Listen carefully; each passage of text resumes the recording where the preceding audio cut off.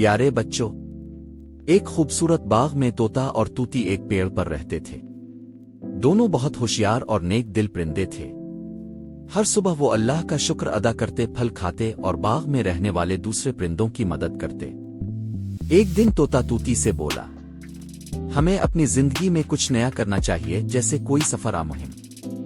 तूती ने हंसते हुए कहा, और अगर इस मुहिम में कोई जादूगर आदेव आ गया तो?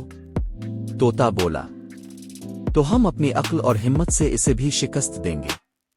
अगली सुबह वो दोनों अलिफाती जंगल के दूसरे किनारे जा पहुंचे। वहां एक अजीब मंजर था। एक सुनहरी कफस पिंजरा दरख्त के नीचे रखा था जो चमक रहा था। कफस के अंदर बहुत खूबसूरत दाने और मीठे फल रखे थे। तूती की आंखें चमकने लगें, मगर तोता राग गया। तोता, यह कफस बहुत खूबसूरत है, लेकिन कुछ अजीब है। इसी लम्हे एक जादूगर सामने आया, जो कि दरअसल परिंदों को जादू के जरिए काबू में करके उन्हें कैद करता था। इसने कहकहा लगाया, हा हा हा, अब तुम मेरे हो जादुई कफस में आते ही तुम दोनों हमेशा के लिए मेरे गुलाम बन जाओगे। तोता समझ गया कि ये एक जादूगर की साजिश है। वो बोला, ए जादूगर, हम कफस में आएंगे, लेकिन पहले तुम हमें अपनी ताकत का सबूत दो कि वाकई यह कफस जादुई है। जादूगर गुरूर से बोला, देखो। इसने कफस में एक आम परिंदा छोड़ा जो फौरन गायब हो गया।